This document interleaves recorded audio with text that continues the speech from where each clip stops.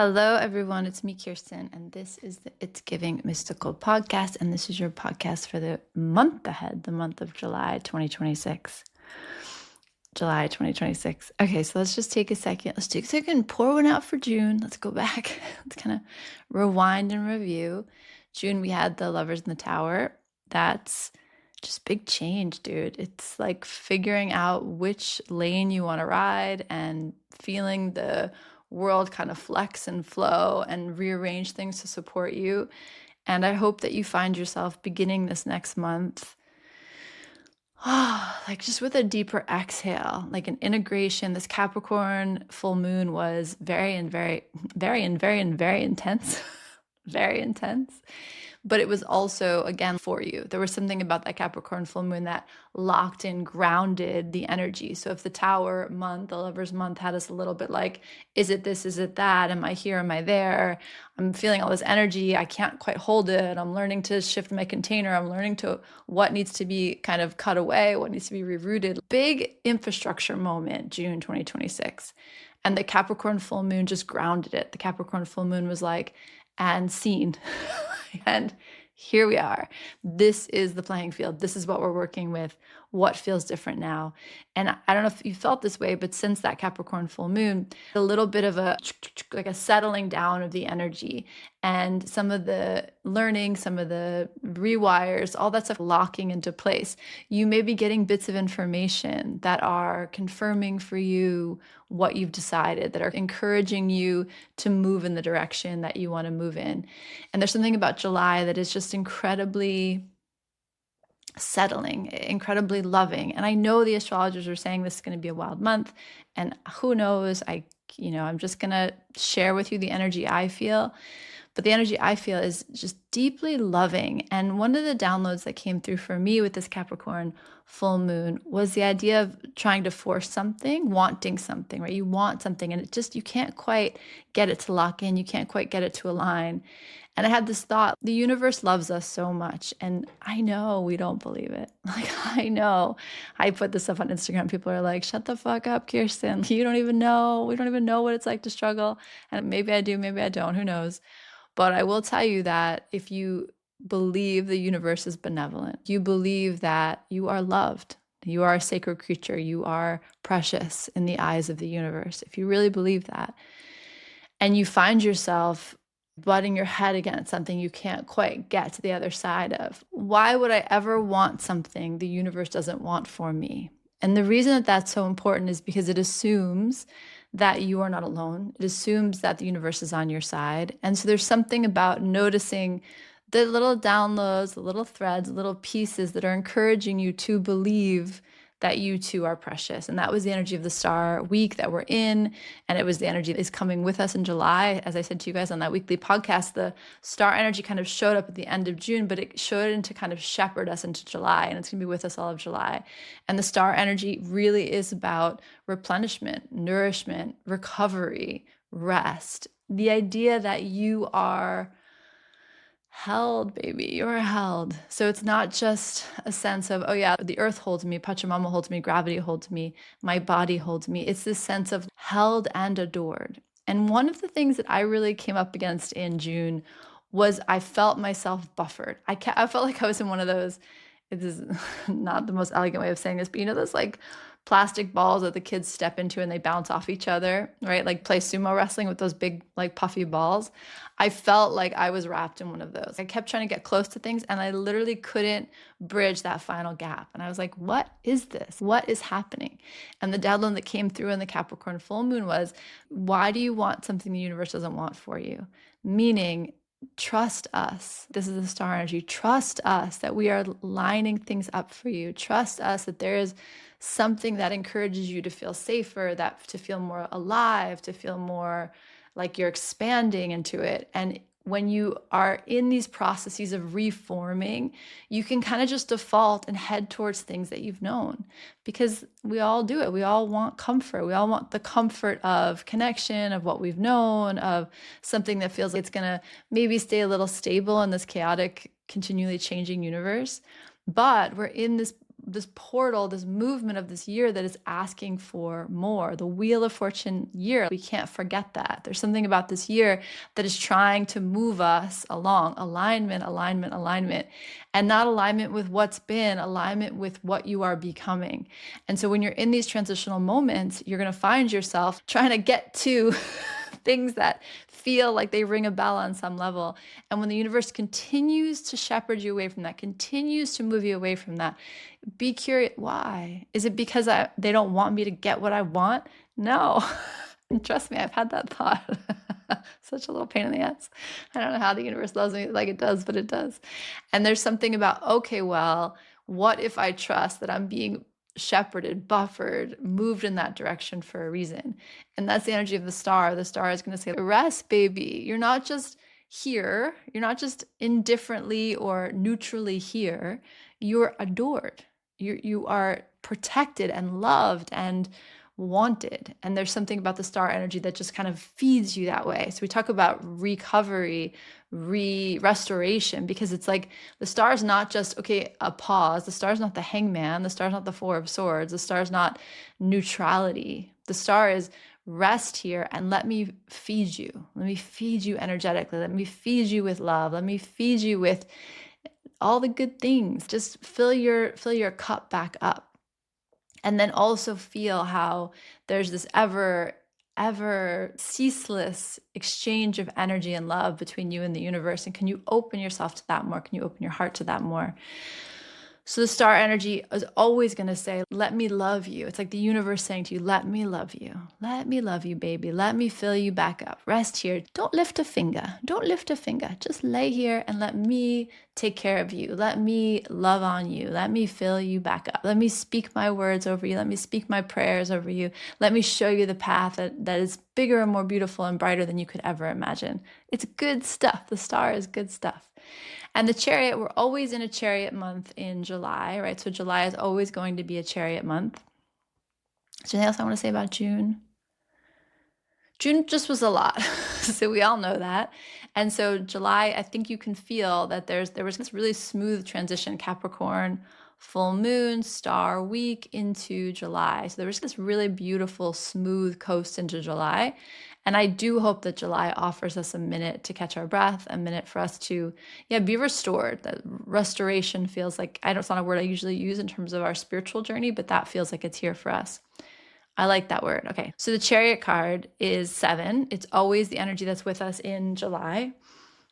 The chariot's interesting, right? Chariots, because it's a 7, and you guys have heard me say this before, 7s in the tarot are the number of mystery, the number of kind of the unspeakable, the unseeable. It's the energy of the black box, meaning that you go in one way, you come out another, but you're not really sure what happened in the middle. The process itself remains mysterious.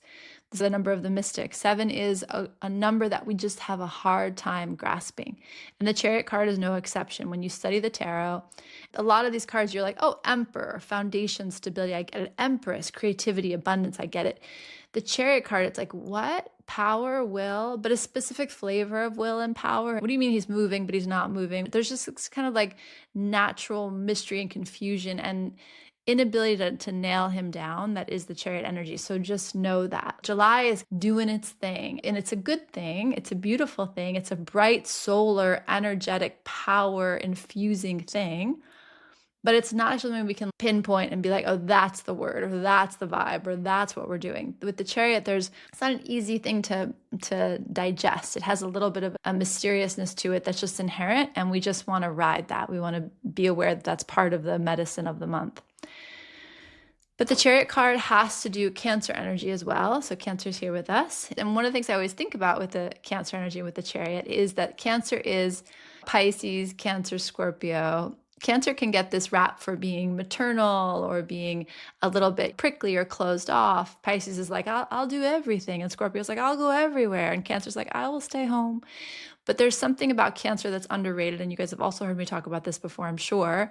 But Cancer is the cardinal water sign. And cardinal signs are interesting. Cardinal signs create energy. So again, Pisces is immutable water, so that means that it's going to go with the flow. Pisces is like, where are we going, and what are we digesting, and what are we exploring? And there's this way in which they have a flexibility, like an inherent flexibility in their emotional body and their water body.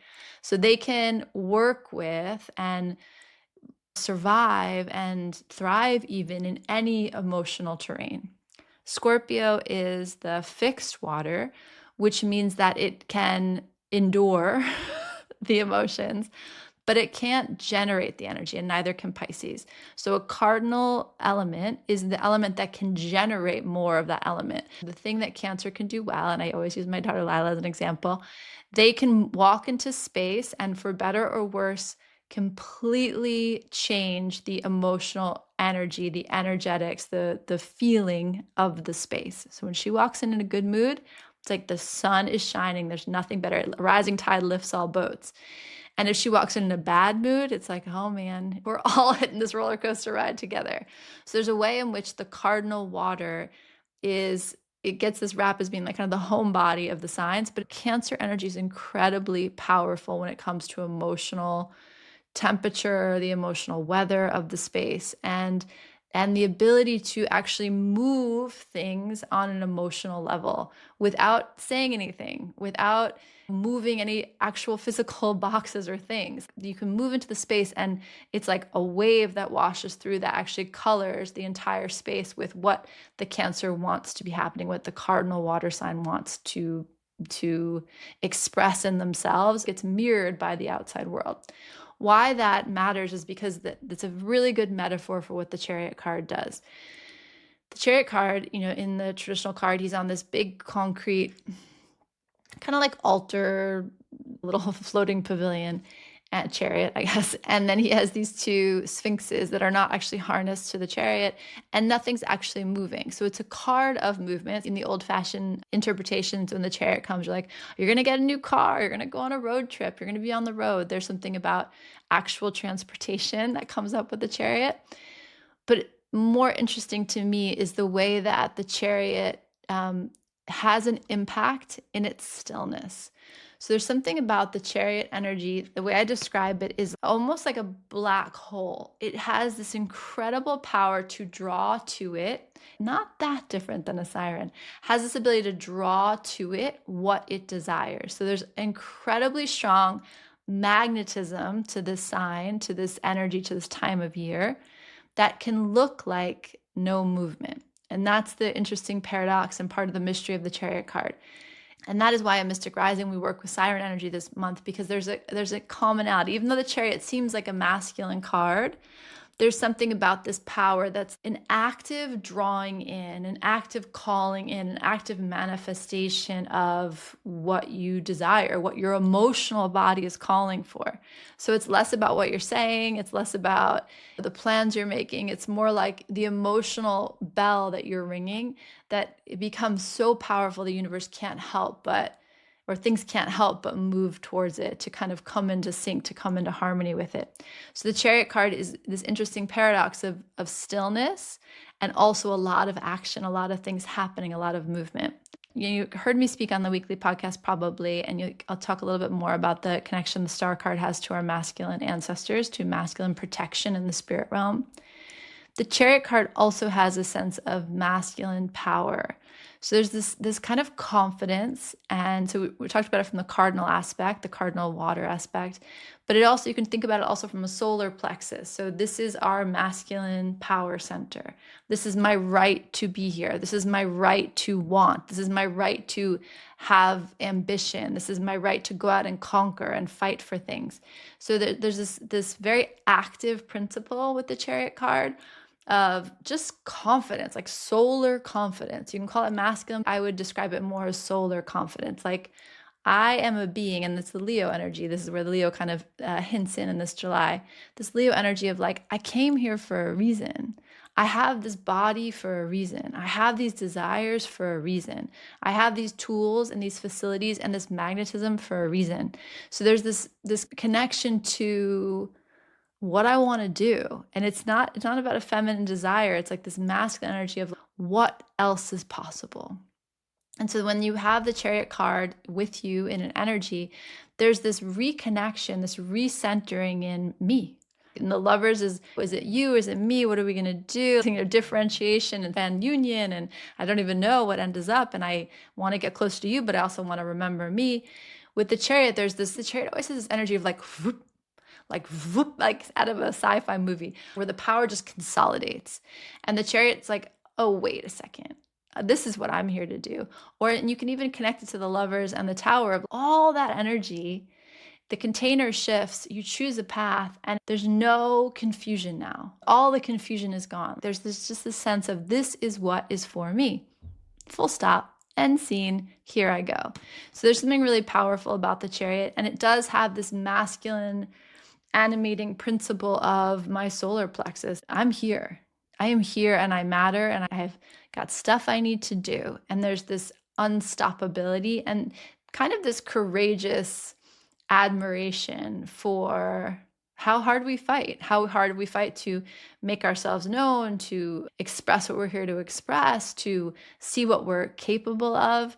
This is the card of an athletic pursuit. I want to do this. I want to see what my body can do. This is the card of ambition. I want to see what I can create. This is the card of I want recognition. I want to be seen as powerful, not because I need the validation, but because I want to achieve some level of visibility. This is an interesting time for you if you have a visibility wound or you're thinking about, I don't know what you're allowed. Are you allowed to want what you want? Are you allowed to be seen wanting what you want? Are you allowed to be seen as an individual in and of yourself, as a right to be just as yourself? So depending on where you were over this last month, whether you felt yourself called more towards union or more towards differentiation, this may or may not be comfortable, right? You may come up against this is me, someone else being like, well, this is me. And when you find the right people, there's an amplification of that power. But if you are not heading in the same direction, there can be some conflict around that.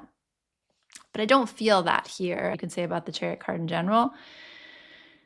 But here, what I feel, what's really interesting is these both are pretty solitary cards. And solitary, one is, the Chariot's really in flow with the universe and with their power. And the Star card is really in flow with the universe and in their ability to receive adoration from the universe and from the world.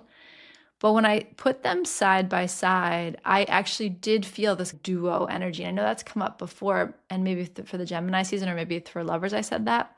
But this sense of opposites attract, that's the energy. And so it could be something that's happening in your own system. It could be something that's happening outside in relationships. But the sense of the part of me that is trying to create and the part of me that is fed, that is inspired by the universe, nurtured by the universe, the part of my cup that gets filled so that I can create, I can build something. It feels like a feedback system where, and again, this could be like an internal thing or this happening in relationships, but like I can nurture you, feed into you, and it makes you shine brighter. And then as you shine brighter, you can feed into me, and then I can shine brighter. There's like mutually beneficial system. And for some reason, the unit of measurement feels like duos. So this could be happening in your own system, like a duality in your own system. It could be happening in a larger community. Any of you who have studied human design, one of my favorite things about that system is when you look at your human design birth chart, you have these power centers, you have open and closed centers, and you have these channels that connect certain centers. Certain centers are connected to each other, and that speaks to just the way you move through the world. But one of the things that's really interesting is in human design, you have these half channels. So you'll look at some of them will be fully colored in, and some of them will only be half colored in. And what's interesting about human design, and it's one of the only systems that does this really fundamentally, is it says that when you meet someone, they can finish a channel for you. So it might be that you are very creative, tapped in, you can come up with ideas left and right, but you can't quite finish them. And when you meet someone in business and work and creativity and relationship in your family who has the other half of that channel, maybe they just get it done. And when you guys come together, you actually inspire their creativity and they inspire you to actually do more. And perfect example of this is my contractor when I renovated this house.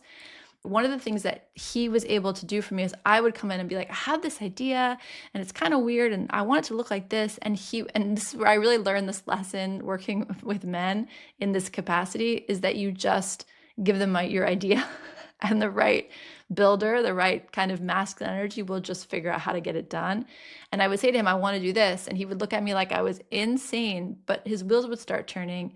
And in a matter of time, he would have a solution for it. When I learned human design, it was right around the same time. And I remember thinking, oh, when I'm in space with him, things get done in a way. I'm more efficient in a way than I am when I'm not with him.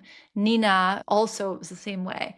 Something about Nina's energy makes me actually get things done in a way that I kind of can float without her, without some kind of, that's why I love fire and earth energy, because people with strong earth energy tend to lock in channels for me that make me more, not even efficient, like productive.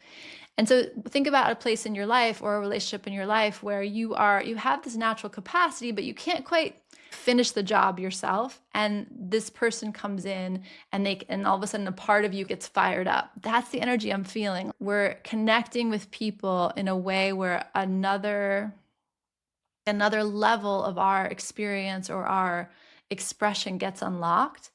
And that's beautiful. And so that's why the unit feels like duos. It feels like it might impact community. It might be something that you surprise yourself with, but it is this interaction with other energies and the way that we can both be inspired by each other and be nourished by each other. And both of those things make more possible. So that's really cool energy. And that was the first thing I saw when I sat with these cards. And there's also this energy of mutual respect. Something really interesting about a feedback loop, about mutually beneficial system.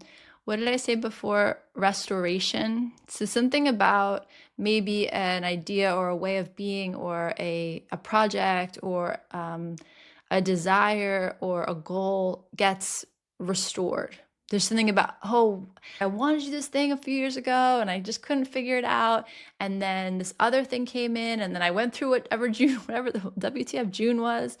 And all of a sudden I have capacity and interest to restore some level of creation, restore some new idea or project, and I'm able to tackle it in a new way. And it all of a sudden feels easy. Something that maybe felt confusing before all of a sudden feels easy. And that's why I just remind you of this idea. Why would we wish for something the universe doesn't want us to have? You can hear that limiting, but that's not the thing. If you imagine the universe is limitless and abundant and actually adores you, if it's not letting you have something you quote unquote want, maybe get curious about that this month instead of thinking, oh, I can't never get what I want or I can't make that happen. Just consider that this is a year of realignment. This is a year where we don't want to do what we've done. It doesn't mean what we've done hasn't been beautiful and wonderful and valuable and sacred, but there's something about this year that's asking for something more from us, from our communities, from the world, from our experience. Why would you keep being pushed away from that thing? Why would you be prevented from having that thing if you really trusted? And one of the cards we have here with us is Mother. If you really trusted that the universe wants the best for you, and we talked about this in May in Mystic Rising for the Mother energy, sometimes the Mother has to say, step back or sit down or have a drink of water. It's not always do whatever you want, baby. That's not actually good mothering, right? So we want to see where that's showing up for us. We might want to notice, oh, I thought I wanted this thing, but maybe it's a feeling I want or a bigger octave or bigger idea that I want. And if I think I know where it is and the universe keeps pushing me away from that, maybe take that as love and not failure or disappointment. So I use the tarot deck that I use to pull the central cards, so the Chariot and the Star. And then there's two other tarot decks that I pull from when I'm looking at these monthly energies. And all three of the tarot decks on the bottom had the World card. Okay, so maybe I'm the only nerd who thinks that's interesting, but we're in this moment where we say there's this new world trying to be born, emerge, make itself seen. And I have the World as the underside of all three decks. It tells me that there's something big about this. There's something big about this change. This is a month where something pretty significant just doesn't happen anymore. It just isn't part of your reality anymore. And I think in many ways that might be a good thing. The cards I had for us were the Nine of Cups and the Two of Swords. So it says to me, make a wish. The wishing card is here with us. Something about the Chariot and the Star just feels very lovely. It feels like summer. It feels like you feel strong and you feel loved and you feel your feet are in the sand. And there's just something about it that feels just good. That whole body relaxing good. And the Nine of Cups showing up here and the Mother showing up here is like, yeah. And then the animal card was the otter. So there's just this joyfulness and this, again, satisfaction, restoration of maybe even your joy, your hope, your ability to see yourself as someone worthy of care and love. There's something very interesting here in terms of playfulness and this idea again, like if the universe has got you and you're not going to go off course and you have everything you need and you're in this moment of restoration, can you have a good time? Can you trust that someone else has the gates for a minute? Someone else is in charge of the to-do list for a minute? And what could you do that would just be you enjoying life a little bit more?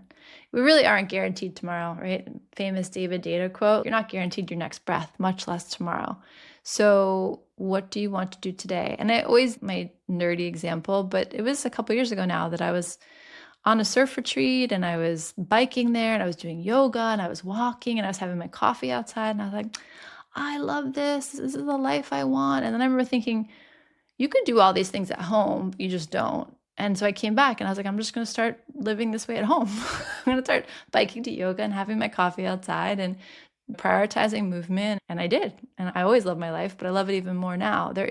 Where is that for you? Where could you already be doing exactly what you want to be doing right now?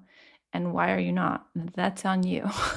There are things that we do that obviously there's stuff that costs money or time, but a lot of things we could just make small adjustments and be living a life that feels more authentic and more satisfying. That's possible here in a very playful, loving, kind of easy way. So that's cool.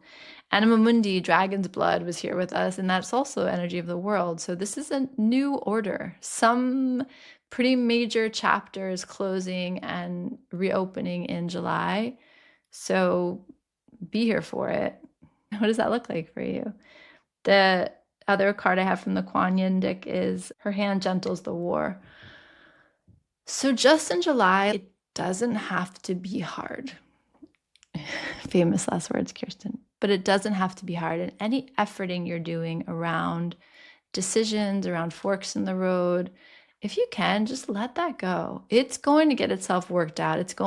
You're going to see what you need to see. And I'm telling you, in July, any missing pieces of the puzzle are going to fall into place.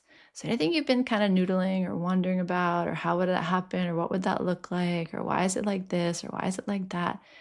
Anything that's mysterious just doesn't hold in the light of the sun. And it doesn't hold in this energy of the wishing card. It doesn't hold in this energy of playfulness. And so just any tension that's here, I invite you to consider your role in that. Consider whether that's necessary. And again, I'm going to say this last thing. The meditation I was doing around the Capricorn full moon had to do with the mountain, how alive the mountain is. And I'm moving into Condor medicine. We all in the shaman school medicine walk are moving into Condor medicine in a couple of weeks, into the Condor initiation. And the important thing about Condor is it has the energy of Wu Wei. It has the energy of effortless action. And one of the ways you can feel that in Condor is these thermal winds, right? The Condor is not working its wings. It's riding what already holds it up. And I don't know if you've noticed this, but especially at the end of June, things became very mythic, not literal at all. So you'd be having this kind of very mundane conversation, but you could feel it had a potency to it. And it was doing more in the field than maybe you could point to. That's the thermal winds. You ride what is, and then you catch what's next, and then you ride what's next. There's something about allowing the movements to hold you and allowing yourself to just trust that as you drop away, another wind picks you up. There's something about real confidence in riding those currents that's here with us in July. So just notice, it's a beautiful analogy, metaphor. Notice where you are working your wings so hard. and just notice where you're being carried. And I'll say this until I'm done. There is no unsacred thing. There is no thing that's on your mind, relationship that's driving you crazy, creative project you're procrastinating on, work thing that's driving you crazy, colleague that's saying the wrong thing. Everything is a doorway. And that's not to put the pressure on you, like learn the lesson. It's to ease the pressure. Okay, so this thing's been on my mind. What if I dive all the way into it? What if I allow it to just matter and I just go for it? What do I learn? What gets released? What do I ride? What other thermal wind now becomes available because I've stayed with this thing that's already alive? I've coasted with this thing that's obviously trying to get my attention for some reason. It doesn't mean it's about the person getting your attention. Imagine, again, we're thinking about this on a mythic level. So it's not like the mailman's driving me crazy. I have to have it out with the mailman. I don't know why I'm picking on a poor mailman. The mailman's driving me crazy. What about that do I want to gaze at, look into, learn from, walk through? I hope that makes sense. And if you need support in that, hit me up, guys. We can do work on any of this. You're not alone in this. You have me, you have the universe, you have hopefully a million other allies and companions on the road that are with you in all of this. The Chariot and the Star, I would say that this is a month where this concept of restoration matters, putting it back together, looking around and saying what's left after the Tower energy of June, because the Star comes in to allow us to rest and integrate after the Tower experience. So June was a Tower month, whatever that looked like for you, and July is going to be a moment to rest and recover. And again, the Chariot and the Star say to me that there's some mutually beneficial system finding its way into your life, into relational dynamics, and you don't have to do this all alone. That's the other thing that is really here. There's this kind of playfulness and this companionship that's here in July that I hope everyone can feel.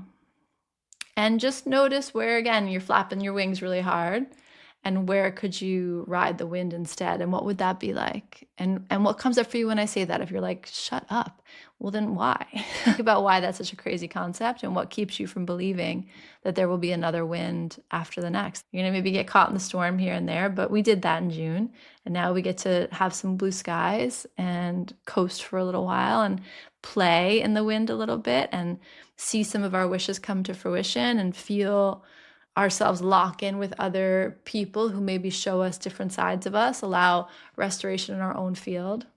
Good times. I like this energy. And I know that the astrology might be saying something slightly different, but maybe not. I think it's a powerful time of change and a powerful time of designing new systems. So let's see what that looks like. All right, I will pull cards for every sign, and hold, please.